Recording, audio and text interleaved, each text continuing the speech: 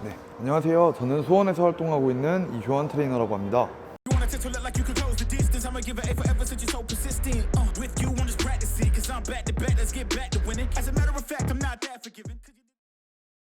일단 여러분들과 5주차 수업 동안 이제 운동들을 한번 다뤄볼 건데요. 저는 일반적인 초보자 회원님들의 운동법이 아닌 저희가 흔히 알고 있는 3대 운동, 스쿼트, 벤치프레스, 데드리프트, 여기에다가 이제 오버헤드 프레스와 바벨로우를 더해서 프리웨이트 5대 운동을 한번 다뤄보도록 할 거예요. 그럼 첫 번째, 오늘 스쿼트부터 한번 시작해 보도록 하겠습니다. 일반적으로 스쿼트는 프론트 스쿼트, 그리고 하이바 스쿼트, 로우바 스쿼트 이렇게들 많이 알고 계세요. 저희는 이제 그 중에서도 가장 흔하게 사용되고 있는 하이바 스쿼트에 대해서 한번 다뤄보도록 할 겁니다. 일단 저희가 하체 운동으로서 진행을 하는 거기 때문에 첫 번째로 발에 대한 이해가 필요해요. 일단 이 손을 발바닥이라고 생각을 해보겠습니다.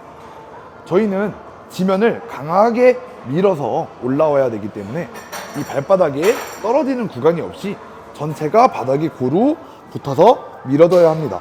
근데 막상 동작을 진행을 하다 보면 발 안쪽이 벌어지는 경우나 안쪽으로 아치가 많이 무너지는 경우, 그리고 가동 범위의 제한으로 인해서 내가 뒷다리가 뒤쪽으로 힘이 많이 실리는 경우, 그리고 또한 내려가서 올라올 때 뒤꿈치가 떠서 앞꿈치로 올라오게 되는 경우, 이런 경우들을 많이 볼 수가 있는데요. 저희는 이제 보다 효율적인 움직임을 가져가기 위해서 첫 번째로 이 발바닥의 모든 면이 강력하게 접지가 되어 있는 것을 1순위로 해야 합니다. 다음으로는 저희 이 스탠스에 대해서 한번 알아볼 거예요. 일단 스탠스라고 한다면은 이제 발의 너비와 각도를 예로 들 수 있어요. 근데 제가 이 부분에 조금 주의를 가지고 미리 말씀을 드리자면, 이거는 개개인별로 뼈의 구조와 모양이 다르기 때문에 개인적인 편차가 있다는 거 먼저 알아봐 주시면 될 것 같고요. 일반적으로 저희 골반에 대해서 발의 각도는 30도가 노멀하다고 합니다. 어떤 분들은 발의 각도가 20도가 될 수도 있고요. 조금 더 넓으신 분들은 40도가 될 수도 있겠죠. 내가 동작을 진행해 봤을 때 이 각도가 불편하다면 조금씩 조절해 봐서 개인만의 각도를 찾는 것을 추천을 드리겠습니다. 일반적으로 발의 각도를 30도로 잡았습니다. 그렇다면 내 발의 너비는 대체 어떻게 해야 되는가? 발의 너비를 파악하는 방법은 두 가지 정도가 있습니다. 일단 첫 번째는 한번 아무것도 없이 앉아보는 거예요. 저희가 다리를 너무 좁게 한 상태에서 쪼그려 앉게 되면 이 배와 허벅지가 금방 다 버리기 때문에 내려갈 수 있는 공간이 많이 협소해집니다. 그리고 저희가 다리가 너무 넓어지게 되더라도 내려갈 때 이 고관절의 찝힘으로 인해서 더 깊게 못 내려가는 경우가 많이 있죠. 그러다 보니까 일반적으로는 어깨 넓이라고 저희는 말씀을 많이 드리는데요. 실제로는 저희가 잘 올라오기 위해서는 잘 내려갈 수 있어야 합니다. 이제 그런 부분을 저와 함께 한번 가볍게 테스트해 보도록 하겠습니다. 다음으로 나한테 맞는 적절한 스탠스를 찾는 방법입니다. 일단 우리가 이렇게 렉에서 바벨을 위치시킨 후에 가볍게 위에다 밴드를 걸어줄 거예요. 일단 자세에 대한 부분은 제가 이후에 설명을 드리겠지만 일단 이 부분 먼저 한번 봐주시면 좋을 것 같아요. 저희가 바닥에 앉았다가 일어나는 이 스쿼트라는 행위를 하기 위해서는 바르게 앉아져야만 바르게 올라올 수가 있어요. 내가 제대로 내려가지 못하는 자세는 제대로 올라오기에도 효율적이지 못하다라고 할 수가 있는데요. 저희가 흔하게 나만의 너비를 찾는 방법은 편하게 내려갈 수 있는 각도입니다. 저 같은 경우는 바벨을 잡은 후에 뒤로 나와서 어깨 넓이보다 살짝 넓은 정도가 저한테는 맞는 각도입니다. 이 상태로 제가 쭉 내려가 볼게요. 쭉. 제가 이 밴드를 끌고 내려왔을 때 효율적으로 내려올 수 있는 각도가 저한테는 이상적인 각도가 될 거예요. 그러니까 여러분들도 밴드를 한 번씩 걸어 보셔서 자기만의 각도를 찾아보시는 걸 추천드리고요. 혼자서 이렇게 밴드를 걸고 하는 게 조금 힘들다라고 하신다면 스미스 머신에 무게 없이 진행을 하시면서 한번 앉았다 일어나서 내가 조금 더 편하게 내려가는 구간이 이 넓이구나 한번 찾아보시는 게 좋을 것 같습니다. 지금까지 저희가 이제 하체 포지션에 대해서 한번 다뤄봤는데요. 이번에는 상체 포지션에 대해서 한번 알아볼 거예요. 일반적으로 회원님들은 바벨을 잡을 때 넓게 잡아야만 안정감이 있다고 많이들 생각을 하십니다. 저희가 어떤 거를 받칠 때도 항상 넓게 받쳐야만 튼튼한 지렛대를 형성하기 때문인데요. 하지만 실제로 저희는 하체 운동을 하기 위해서 이 스쿼트를 진행을 해요. 근데 스쿼트의 이 바는 상당히 옆으로 길다랗게 자리 잡고 있고 무게는 그 옆으로 양옆으로 껴지게 됩니다. 이런 경우에 우리가 팔을 넓게 잡아서 나중에 이 조금의 힘에 의해서 얘가 제 몸에서 너무나 많이 흔들릴 수 있어요. 이렇다면은 저희는 하체에 보다 집중을 해야 하는데 그 부분에 힘을 뺏기게 되고 상체의 이 무게를 중심을 잡는데 많은 힘을 쓰게 되겠죠. 그러다 보니까 저희는 손을 좁게 저희 몸을 이 바에 용접하듯이 한번 잡아볼 겁니다. 한번 바를 한번 보실게요. 일단 미리 말씀을 드리지만 너무 좁게 잡게 될 경우에는 오히려 어깨가 위로 떠버리는 경우가 있어요. 그러다 보니까 내가 적당히 타이트하게 잡을 수 있는 정도, 관절에 아프지 않은 정도로 설정을 해주시는 게 중요하고요. 저 같은 경우는 한 요 정도 너비가 될 것 같아요. 이 상태에서 고개를 집어넣습니다. 집어넣게 되면 팔꿈치를 자연스럽게 뒤로 보내주기만 하게 되면 얻는 위치도 고민을 할 필요가 없어요. 자연스럽게 이렇게 상체 각도가 나오게 됩니다. 이 부분에서 아까 말씀드렸다시피 하체의 위치를 잡아줍니다. 이후에 많은 분들이 오류로 범하시는 부분이 있는데요. 그 부분은 바로 고개예요. 일반 회원님들은 올라오기 위해서 고개를 과하게 위로 들고 그리고 헬스장에 있는 거울을 활용해서 나의 몸을 계속 보게 됩니다. 근데 실제로는 이 스쿼트를 진행함에 있어서 거울은 필요가 없어요. 저희가 목이 이렇게 꺾이게 되면 이거는 결국에 척추를 타고 나서 허리까지 과하게 이렇게 꺾이게 될 가능성이 많이 큽니다.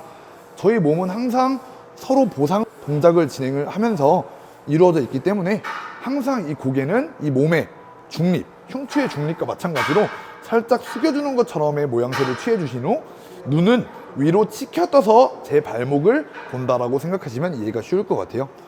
그렇게 했을 경우에 저희가 이 힌지 자세라고 하죠. 이렇게 내려갔을 때 저희 몸하고 고개랑 일직선상이 되어야 합니다.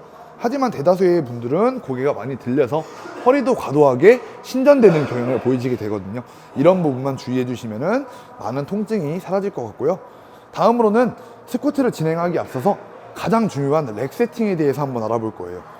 저희 같은 경우는 하체 운동을 하기 위해서 스쿼트를 진행을 하는데요. 그러려면 상체의 단단한 지지와 고정이 필요하게 됩니다. 저희는 광배근을 써서 강력하게 상체를 잡아놓는다, 이런 말 많이들 들어보셨을 거예요. 하지만 대체 어떻게 하는데? 저희가 가끔씩 렉을 높게 걸어놓고 진행을 하시는 분들이 많이 있어요. 그런 경우에는 실제로 앉았다 일어나면서 렉을 뽑아 나오다가 들어가면서 렉에 부딪혀서 제대로 걸지 못하게 되는 분들이 많이 있고요. 실제로 렉이 높게 되면 여기서도 발 뒤꿈치를 활용해서 렉을 걸게 되는 이런 불안정한 모습을 많이 보일 수가 있습니다. 실제로는 이 렉 거는 위치가 내 이제 가슴 쪽에 위치하도록 해주셔야만 저희가 이 바벨 안에 들어갔을 때 살짝 다리를 구부린 상태로 이렇게 뽑아 나올 수가 있습니다. 이래야만 상체에 움직임이 많이 없을 수가 있고요. 간혹 가다가 팔꿈치를 과도하게 이렇게 안쪽으로 말아 넣고 진행하시는 분들을 볼 수가 있어요. 이런 경우에는 이 견갑골이, 날개뼈라고 하는 이 견갑골이 앞쪽으로 밀착을 하게 됩니다. 그러면서 자연스럽게 어깨가 위로 들리게 돼요. 저희는 이 무게를 수직 저항을 통해서 온전히 다리에 전달을 시켜서 앉았다가 일어나야 되는 동작을 취해야 하는데 어깨가 떠버리게 되면은 힘의 전달이 등 가운데서 끝나버리게 되는 거예요. 그렇다면 오히려 비효율적인 동작이 나올 수 있겠죠. 그러다 보니까 항상 팔꿈치 각도 역시 처음 잡아주신 상태로 가볍게 뒤로 45도 정도 보내주신다고 생각을 하시면 조금 편할 것 같아요. 또한 이렇게 이 세이프티 바 역시 많이 중요합니다. 많은 분들이 가벼운 무게라고 해서 이런 거를 절대 안 하시는 분들이 많이 있어요. 왜냐면 귀찮거든요. 하지만 실제로 저희가 동작을 진행을 할 때 최하단 부분, 저희가 쭉 앉았을 때 그거보다 한 칸 정도 아래다가 이렇게 놓고 진행을 하시게 되면은 운동을 함에 있어서도 보다 안정적인 환경을 만드실 수가 있습니다. 그렇다면 만약에 이런 질문을 하시는 분들이 있어요. 아, 저는 가동 범위가 잘 안 나오는데 그러면 대체 어떻게 해야 할까요? 라고 하시는 분들이 많은데요. 사실 요새 헬스장에는 소도구도 정말 많아요.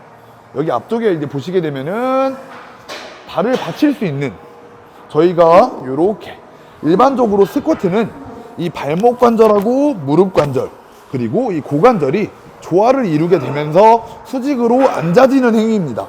근데 실제로 스쿼트를 하시는 대다수의 초보자분들은 중심이 뒤로 빠지시게 되는 경우가 많아요. 정강이가 수직에 가까워지죠. 이렇게 되다 보면 그분은 발목 가동성에 제한이 많이 있다고 판단이 되는 거예요. 그런 부분에 대해서 개선을 시켜주기 위해서 우리가 많이 신는 게 뭐죠? 역도화예요. 역도화를 신고 진행을 하시는 분들도 있고요. 이렇게 소도구를 이용해서 내 발에 뒤꿈치를 올려줌으로써 내 발목 가동성이 조금 개입돼도 충분히 깊게 앉아질 수 있도록 환경을 만들어 주시는 게 아주 좋습니다. 그리고 하나 명심하셔야 될 부분이 있어요. 그 풀 가동 범위라는 것은 특정 조건, 이제 파워리프팅이나 역도를 제외하고는 절대로 기능의 우세함을 판단하는 잣대가 될 수가 없습니다. 저희가 이러한 부분을 보디빌딩적으로 적용을 시키면 상당히 애매모호해져요. 무조건 가동 범위, 무조건 풀 가동 범위. 저희는 이런 부분을 집중하는 것이 아니라 최대한 목적과 효율에 맞게 특화해서 진행을 하게 되면 되고요. 내가 가동 범위가 안 나오게 되면 물론 풀 가동 범위가 나오시는 분에 비해서 다소 불리할 수 있습니다. 하지만 그게 곧 그 사람보다 기능적으로 떨어진다 라는 잣대는 아니기 때문에 조금 더 편하게 우리가 방금 이 소도구나 역도화처럼 우세 패턴의 전환, 발목이 안 되면 고관절이 조금 더 일을 해주면 되잖아요. 이런 식으로 진행을 하시게 되면 문제 없으실 거라고 생각이 듭니다. 그렇다면 제가 가볍게 스쿼트 몇 회만 시범을 한번 보여보도록 하겠습니다. 일단 편안하게 바벨을 잡아줄게요. 그 이후에 고개를 집어넣습니다. 집어넣었을 때 제 팔은 너무 넓지도 않고 과도하게 좁지도 않아요. 이 상태에서 과감히 안쪽으로 들어가서 다리를 이용해서 일어나게 됩니다. 일어난 이후에 한 발자국 정도 뒤로 와주고 아까 제가 처음에 말씀드렸던 발바닥에 대한 접지 신경을 써주시고요.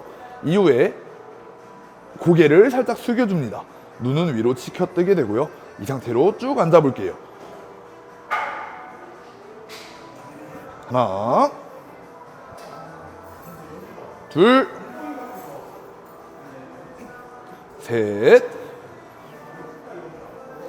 넷, 다섯. 마무리 시에도 이렇게 확실하게 벽에다가 걸어주셔야만 스쿼트가 완성입니다.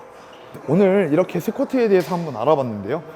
사실 내용이 다소 어려울 수도 있어요. 하지만 그 어떤 거보다 기초적인 내용 그리고 중요한 내용들을 한번 다뤄봤기 때문에 한 번씩 꼭 참고해서 진행해 보시면 좋을 것 같습니다. 지금까지 영상 시청해 주셔서 감사합니다. 다음 주에는 보다 더 유익한 내용 가지고 교육할 수 있도록 하겠습니다. 감사합니다.